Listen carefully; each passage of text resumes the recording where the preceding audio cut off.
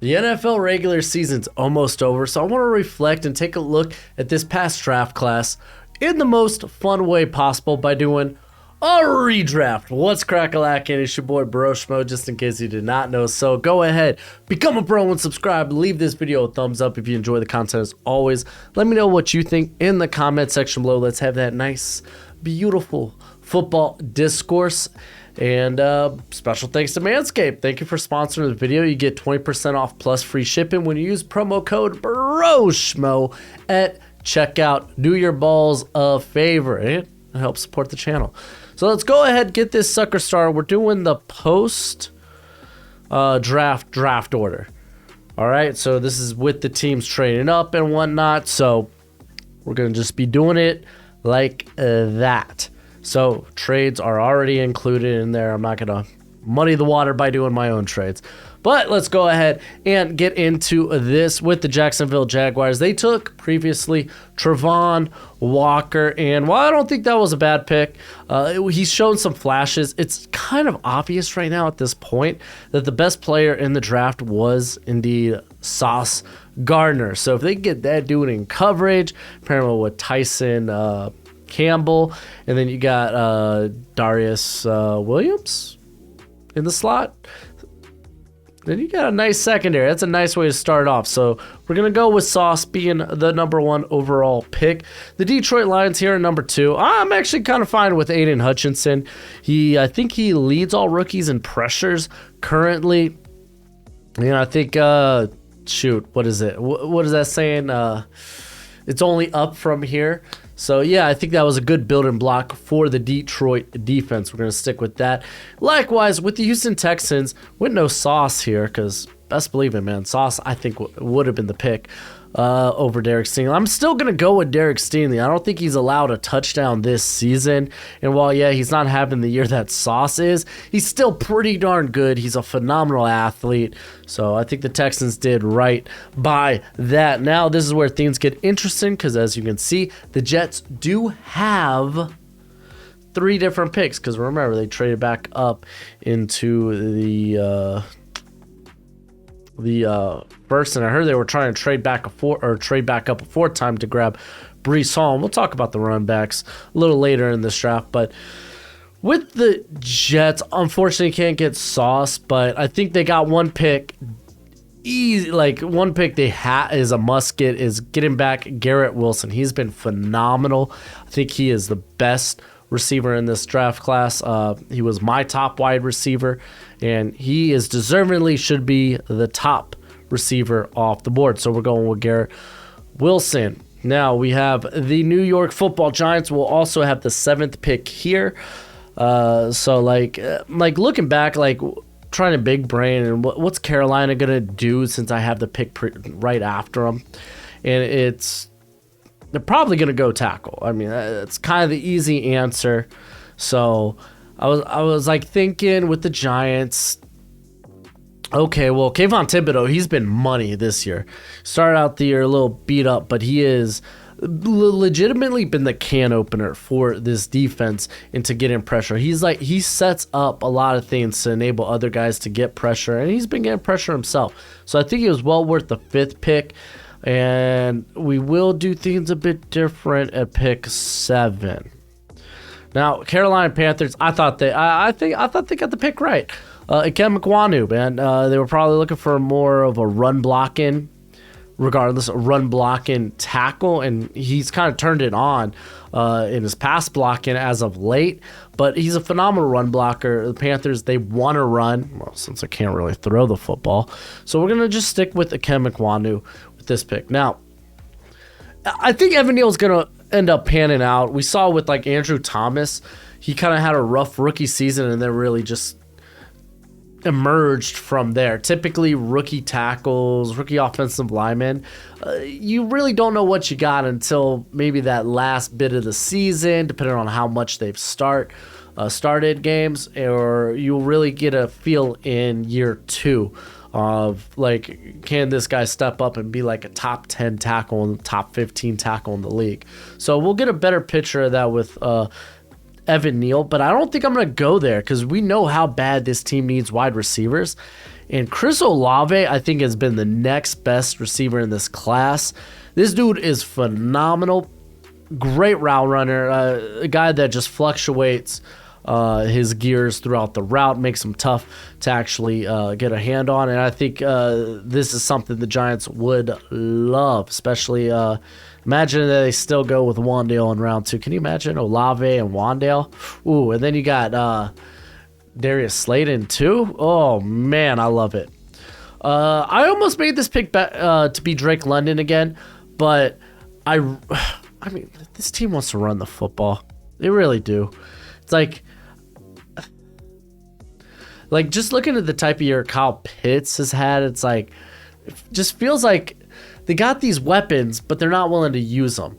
So I'm going to actually go with Travon Walker here for the Falcons. Pass rush has been a big problem for the Falcons, and they've kind of got it in Arnold Ebiketie. They could probably add another guy to that as well, but Travon Walker has shown flashes. You know, this guy is going to be a good run defender, and that's going to allow him to be on the field all 3 downs. So you love to see that. And the pass rush and upside, man, we know he's not polished, but that upside is enticing. So we're going to go with Walker here. The Seattle Seahawks. This is tough because straight up, some of their players that they got on day 2 and day 3 aren't going to be on day 2 and day 3 in this mock. I'm just going to tell you that. But I think you can't go wrong with going back with Charles Cross. He's been really good for them. It's just a shame we won't be able to get some of their other guys. This is the second pick for the New York Jets, so we didn't get Sauce. And I think there might be a little criticism from some people with this pick, but I think there's a guy who is a very good scheme fit in Trent McDuffie. He's only played a handful of games because of injury, so he started the year out a bit slow, but he has been phenomenal. Obviously not to the level of Sauce. Sauce is already one of the top corners in the league, but Trent McDuffie, I think, has probably been again, it's not as big as the sample size as we have with Derek Stingley, but I think he has been up there with Stingley in terms of his play. So getting Trent McDuffie, who I think is just a really good scheme fit for Saleh's defense as well. All right, we got the New Orleans Saints. I believe this was the pick they moved up on, potentially. I can't recall, but yeah. I think we're going to stick with tackle here. I'm going to go with Evan Neal. I really liked Evan Neal. I think he was my top tackle in the class. And yeah, it's not been an ideal start, but I am fairly confident that things are going to turn around for him. If not by the end of this year, in year 2. And we're going to see why he was such a coveted pick in the 2022 draft. The Detroit Lions. So this pick was Jameson Williams. They traded up for it. We're not going to go that way. Because we've seen what this offense was without Jameson, and yeah, they would love a guy like Jameson on that roster. But let's just go ahead and address this defense, and this is one of them Seahawks picks. I'm gonna go with Tyreek Woolen. He's gonna pair him up opposite of Jeffrey Okudah. You got now Aiden Hutchinson there as well. I think you're setting your defense up for success. So we're doing that there with the. What is this? The Philadelphia Eagles? Rinse and repeat, man. Jordan Davis, he has been easily their best run stuffer. Got a little banged up, but this cat's a difference maker when he's on the field, so we're sticking with that pick there. Matter of fact, again, rinse and repeat for the Baltimore Ravens. Kyle Hamilton, they've used him in a variety of different ways, and he has been phenomenal. Granted, it has been in more of a rotation role. I think he's only seen about 300 to 400 snaps this season. So we're going to stick with Kyle Hamilton, top safety in this class. Then the Houston Texans. Thought long and hard. I almost made this pick. Maybe Zion would have been nice. There were a couple of others I was thinking here, but you know what? Like, the receivers in this class are really good, especially when you consider what we're looking at in 2023. It's not nearly as ideal. So I'm going to go ahead with the receiver here, and I'm actually going to take Jameson Williams now with Brandon Cooks' displeasure with being on the roster. You essentially get his replacement here, and this is going to be nice because you're going to pair Jameson Williams, John Mechie, with his old running mate in Bryce Young this season. So isn't that great? It all works out. All right. Washington was a tough one. Admittedly, they were. I would have loved a corner, and I almost talked myself into. There was Kyer Elam, though he's been a bit up and down this year. Kyler Gordon, he is a day two guy. You can tell he's a bit of a project right now, and he's mainly been used in the slot. Cam Taylor-Britt, I think, has been fine, but still feel better about him in day two. Martin Emerson was the guy I was really thinking about because ever since he's been getting the start for the Browns, I think he's been really good. But I was like, you know what? Let's just go. I don't want to sacrifice value right now at this pick. So let's go with one of these really good receivers to pair up with Scary Terry McLaurin. There we go. And you got Curtis Samuel there in the slot. I really thought about going with Jahan Dotson because he's been really good. Granted, I think he's been limited to 4 or 5 games this year. Drake London just felt very similar to Terry McLaurin, Treylon Burks. I wasn't feeling it, so I was like, you know what? Let's go with George Pickens. Give them a nice vertical deep threat with phenomenal hands. So we're going to pair up McLaurin with Pickens. The Chargers, this one I'm actually going to go with Zion. This team needed help at the on the offensive line, mainly that guard spot. And Zion, it's been a bit up and down for Zion Johnson, but you've seen a lot of good promise with him, so I'm just going to stick with him there. All right, on to the Tennessee Titans, and this team needs receiver. And they probably won't admit it, but they probably regretted letting AJ Brown go. But it is what it is. Drake London, I was thinking, this team needs a separator, man. They need a separator. Drake London, it feels like he should go higher than this, but it is what it is. He's just not the guy I'm looking for the Titans. Treylon Burks could be that guy. I thought about Dotson, but I think Christian Watson in a play action heavy offense, the vertical threat he has been for the Packers as of late, I think he could really open up the top of defenses, especially when teams are scared of Derrick Henry. So I'm going to go with Watson here. All right, on to the New Orleans Saints. We took Evan Neal, and you know what? I don't think Michael Thomas is long for the Saints roster. Let's go ahead and grab his replacement in Drake London. Instead of grabbing someone that could complement him like a Chris Olave, I don't think really, outside of Jahan Dotson, I don't think that player's really on the board here. And I really was like, you know what, Drake London is just exceptional value at this point, so let's just go ahead and get him, and then you can move on from Michael Thomas after the season. The Pittsburgh Steelers, we're not going quarterback. You know what? Maybe we go Brock Purdy. Let's go Mr. Irrelevant. We're not going to do that. We're just going to stick with Mitch Trubisky.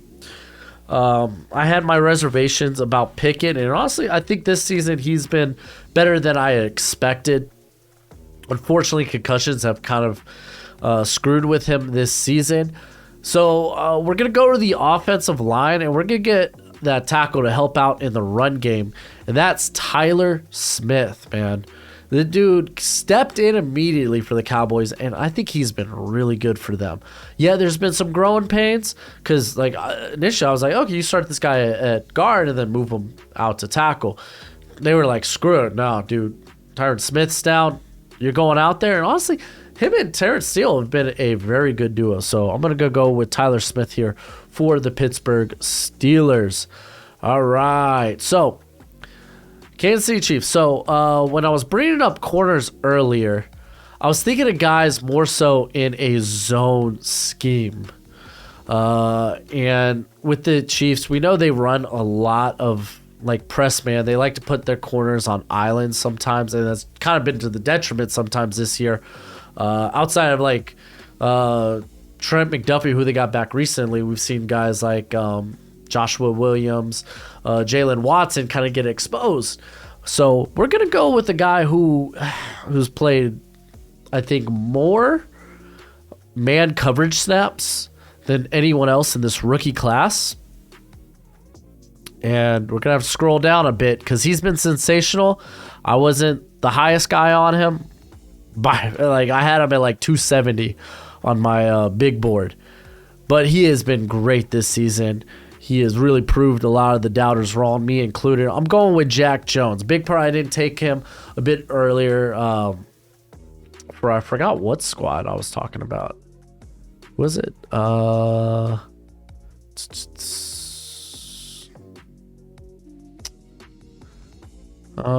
think it was Washington because Jack Del Rio plays a lot of zone.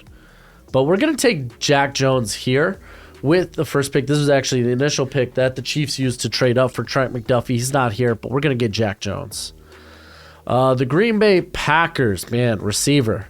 They lucked out, got Christian Watson, even Romeo Doubs. They got good futures in those guys. While I don't think either of those guys might be I don't think they're like these elite number one guys. They're really solid contributors that like a Christian Watson, he has his own role and he's very successful at it. There's a lot of stuff you could scheme with him. But fortunately, we don't get that. And I was like, oh, do we just go with Dubs because we've kind of seen him play? And I was like, you know what? There's better receivers, at least better receivers, I think, on the board. And I'm going to go with Jahan Dotson. I think he would be a great separator that Aaron Rodgers really doesn't have on this offense right now. He doesn't have consistent separators. Like on the short to intermediate routes, and Dotson's just a separator all over the field. Like Watson's a good separator vertically, but not underneath. Not like Dotson. So we're gonna go ahead and snag Jahan Dotson here. All right, Buffalo Bills. This is where I'm gonna go with my boy. I think he goes by MJ now, but Martin Emerson, MJ Emerson. He's been fantastic this season. A lot of upside there, and the Browns got legit corners, man. That defense, man. Get Woods out of there. But yeah, we're gonna go with Martin Emerson. White is gonna start the year on IR, and we actually didn't see him for a large part of this season. So I think Kyer Elam's been good in bits and pieces this year, but there have been times he's been picked on. I think I'd rather roll the dice on Emerson at this point. It was a close call, though. All right, we're on to the Dallas Cowboys, and I thought about Abraham Lucas here. Big fan of him at tackle, but I think, you know what, let's just go ahead with, let's get the best offensive line prospect on the board right now. I think that's Tyler Linderbaum, man. Tyler Linderbaum's been amazing. He'd be an upgrade over Tyler Biadasz. No, I don't think Biadasz has by any means played horrible. I think Linderbaum, I think he could play guard if you need him to. But ultimately, he's one of the top run blocking interior players currently at the rookie position. So, yeah, Cowboys, they like to run and they do it well. Linderbaum will help them do just that. Back to the Baltimore Ravens. This pick was, who was it? It was Tyler Linderbaum. I just took him off the board. Well, that sucks because they're an interior player I'm really willing to take at this juncture. Yeah, no, I don't think there is. What we've seen from Cameron Jurgens, though, it's been pretty solid. But I think there's just better value on the board. Let's go ahead, get receiver. Receiver's been an issue. Treylon Burks, I think, would be a very good counterpart to Rashad Bateman. So we're going to snag him here. Get Lamar some weapons.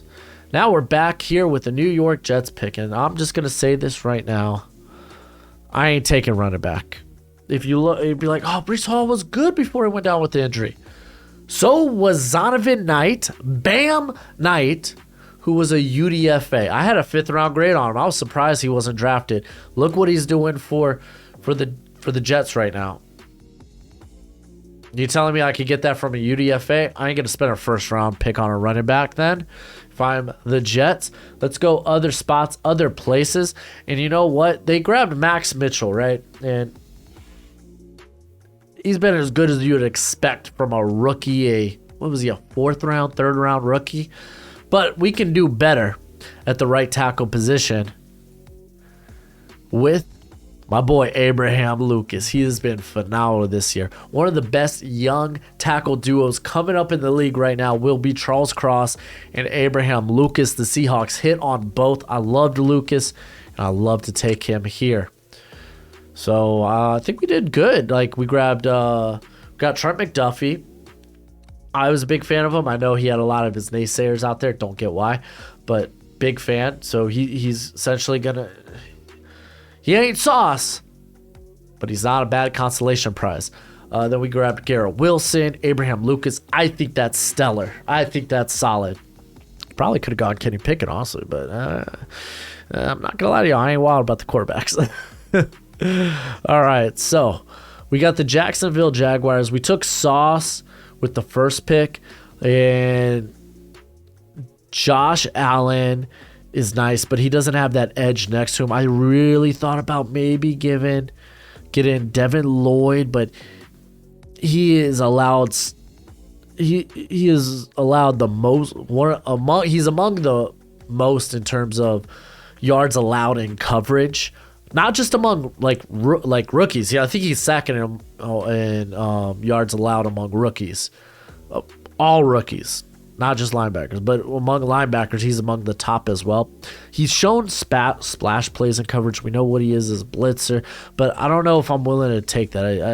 Instead, I'm going to go with, I think he is currently second in pressures in the league, in George Karlaftis. Absolutely loved him. I got it. There was some legit concerns with his length and such, but he has been solid for the Chiefs this year, so we're gonna go ahead and snag him. So you got a stellar corner duo now, and you got a good pass rush duo.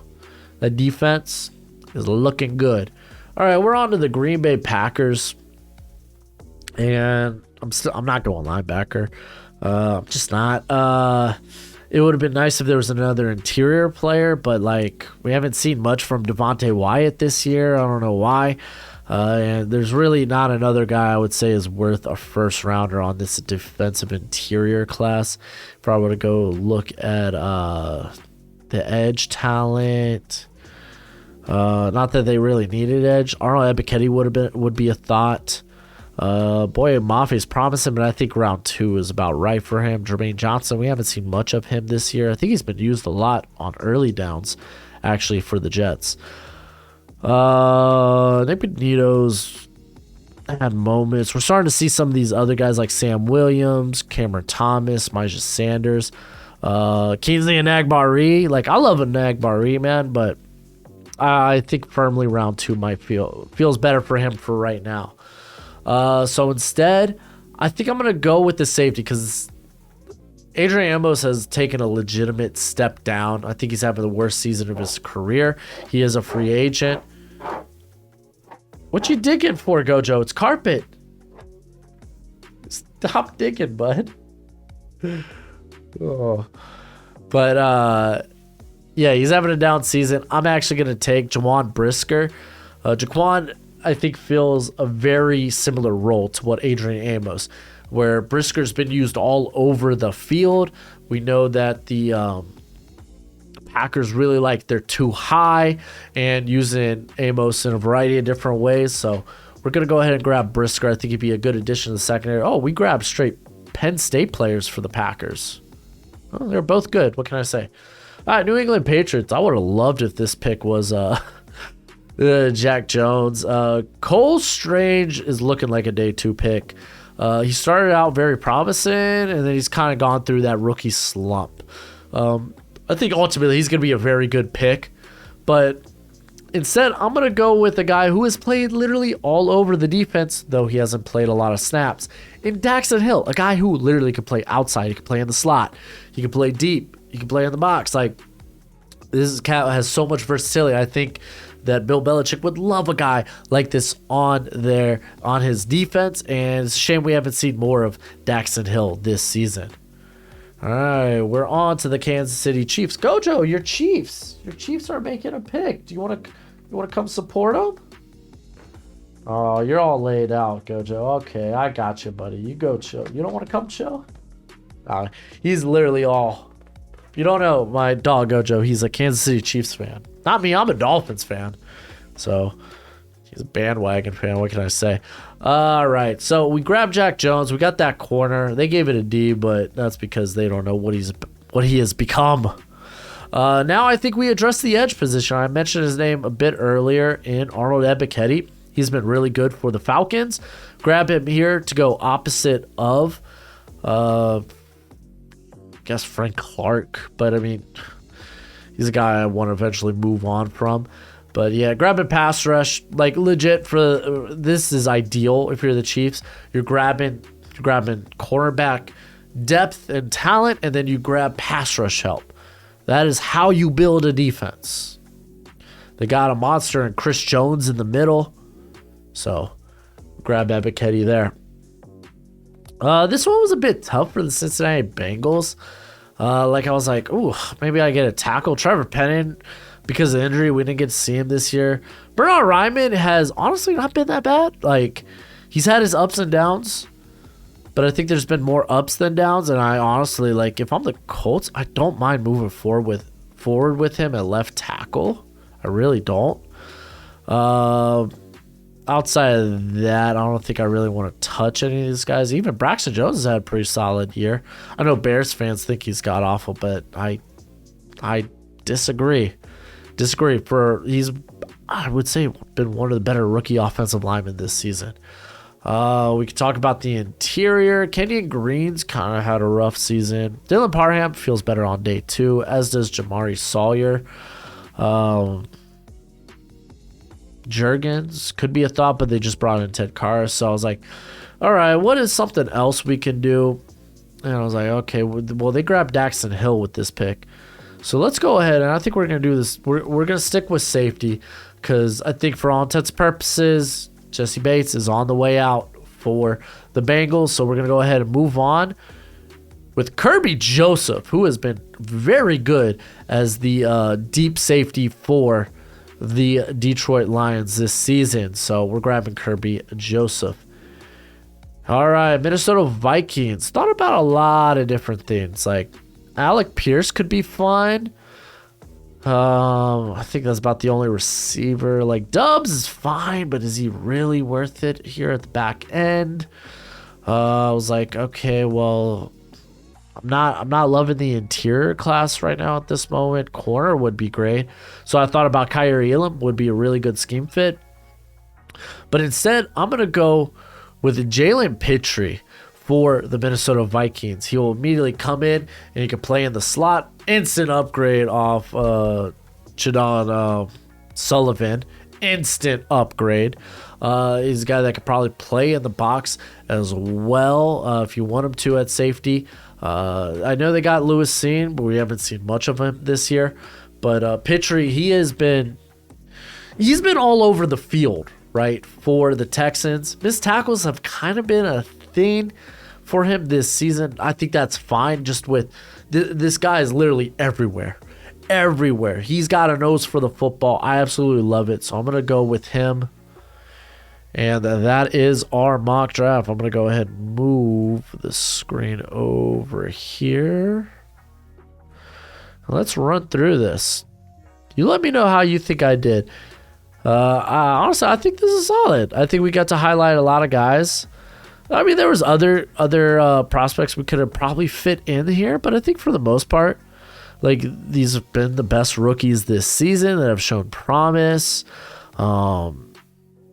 I think aside from like Daxton Hill, which I'll admit, man, like we've only seen like, I think he's only played like maybe 150, 200 snaps, but he's literally been super versatile for the Bengals. And he was a guy a lot of people were high on in last year's draft. So I think he's deserving to be up here. But let me know what you think in the comment section below. That's it for the video. Go ahead, do the YouTube thing. As always, until next time, you be easy, my friends. Later.